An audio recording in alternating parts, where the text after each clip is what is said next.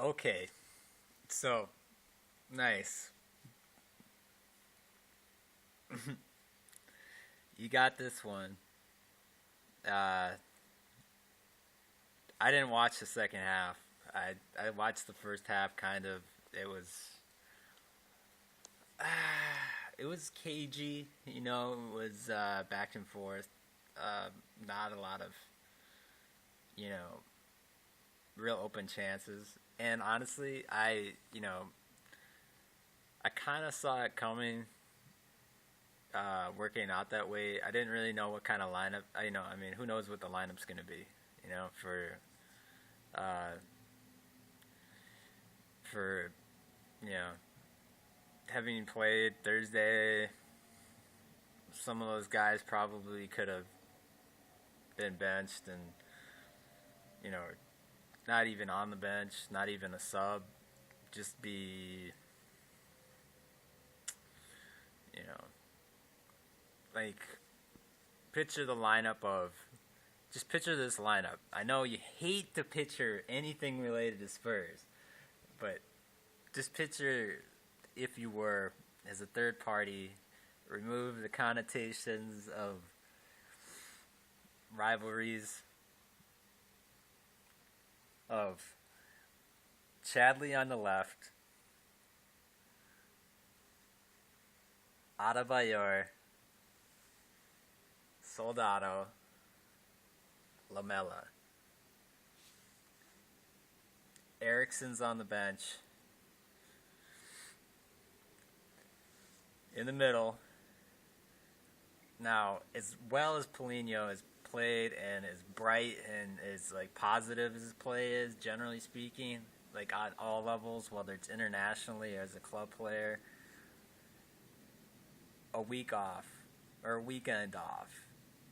He's got international duties in China. They're friendly games. He might not even play, but he's still going to travel. Regardless, it's tough to take Paulino out of the starting lineup of any team, I think, right now. In the EPL or beyond, I think, you could say Barcelona, Madrid, but I mean, if he was at like Manchester United, if he was at Arsenal, I mean, he'd have to play over somebody like Wilkshire. You put Paulinho in the center, or even if you put him on the right, he could play center mid, holding mid, drift over to the right, because you still have Theo as your winger, or if you do in fact put Wilkshire out there, I mean somebody in front of him. I mean, even still, you still have Ozil, and then you still have Giroud, and then what's his nuts? I don't know. Well, my point, I'm digressing way too far away from the lineup, but you know what I'm saying. Like, so it's Nasir Chadley, Emmanuel Adebayor, Roberto Soldado, Eric Lamella, and Lamella and Chadley they can support, but they're really more pushing forward. And Chadley, his strength is definitely controlling a long ball, bring it down off the chest, holding it in the corner, feeding the ball back into play. Nice touch, really. Lamella, I think his touch is probably developing. You go back and look at you compare his game to somebody like Neymar is probably the first person that I would compare and make a parallel, or just looking at them side by side, is that speed, very athletic, a lot of energy, young, and strong enough to brace themselves off tackles. Go down. Obviously, if they're fouled, going full speed maybe, but generally speaking, really positive play, and a nice dynamic player on the side, proven goal scorer. So, and then Roberto Soldado and Adebayor up front causing trouble because however he's rated currently or for the last 2 seasons since he moved over to White Hart Lane, is that he's a big target. He's got the presence at least to draw a defender in, to try to knock him off the ball, or he can hold up the ball. You know, he's got experience. He knows the league. He's been playing in the league for a long time. Soldado can play off of him. He's very good at controlling the ball. He's very good at passing. He's very good at turning and shooting. And Adebayor, I think, is like, his style of play is similar to Demba Ba, where he might go streaks of not scoring, and it might be due to injuries or overplaying or just the matchups he has. At the same time, he has the abilities there, and he has the athleticism there, and putting him up there I think that's a very positive lineup, because you have four players that are still, whether they've been there for a little while or they're professional players that I think maybe, we haven't seen, because, a lot of the talk has drifted over to, well, we got Holtby, we got Erickson, and I think those guys, a lineup like that, when they're fresh and when they're in together with, like, Defoe, yeah, it can really change the game. It can be really fun to watch. And it's not about, like, setting one formation for the whole season for them. And then, so, in the middle, behind them, Capoue, who might be injured, and Sandro. Because, again, you have six players in there that have physical presence that, I think when you play teams that they might be positioned in like the lower half of the table, or they might even be the top half of the table, but generally speaking, the teams that are between 17 to, 8 or 9, 10, they're teams that, they might just be missing like one or two things that keep them out of like, Europa League or something, or, and they're still going to upset the teams at the top of the table. I mean, it happens in every league. Sometimes it's a draw. And like today or Sunday, it was 0-0 at halftime. Arsenal was down 1-0 at halftime. Yet they were able to change the dynamic of the game and get back in it and hold them off. And I think with the lineup, when you're playing like a 1-3, like a 4-3-1, or like a 4-2-3-1 or whatever it is. Like that inverted triangle. Like, the idea is there that it's still like an attacking formation,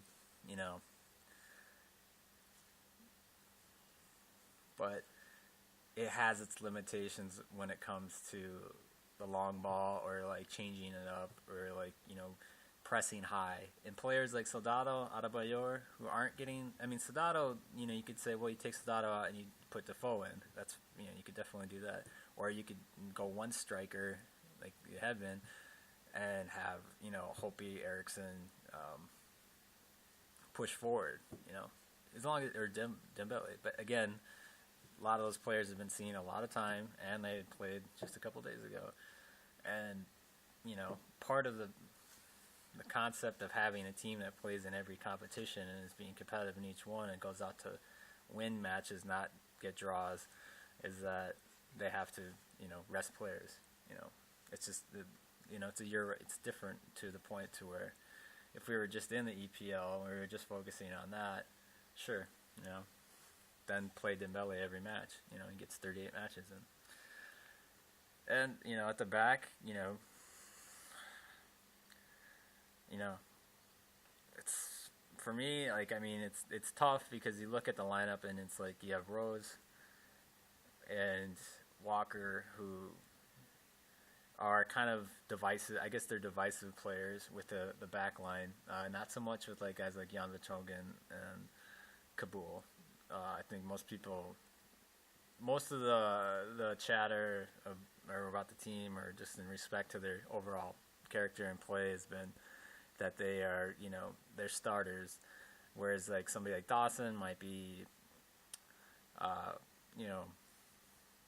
for people, his game is reminiscent to me as Pers Mertesacker, if they were to make another comparison, is that, now that everybody has so much time around FIFA and Football Manager and PES, that, when you're building your team up and you see you got Mertesacker, you have Dawson, the first thing you look at is pace and, skills. And that carries over to the overall, like, perception of what is the best winning 11, or who's going to put out our best options against fast strikers and stuff like that.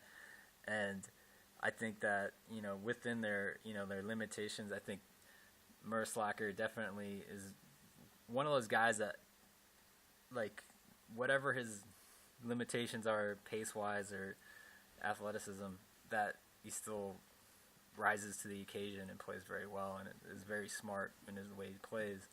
And Dawson increasingly is, I mean, that's why he gets the captain's armband. So if Walker's got to get rested, Rose can't play. You have Vlad Chiriches or Chiriches, and possibly putting Capoue on the left or right just to try it. Possibly playing Lennon back. Possibly putting Friars in. So just to have a cycle of optimism, I guess, about, like, you have bench players that are cost millions of dollars or they're brand new. Why not play them for the sake of optimism, in a sense? Because feeling that, like, you're sticking to one formation almost kind of puts a box around what your game plan is going to be and what kind of attacking formation the other side has to practice for each week in, week out. So being able to show a variety of options, because that is essentially what you're saying at the beginning of the season, is that we're going to be really positive about playing in every competition and putting out the best side we possibly can.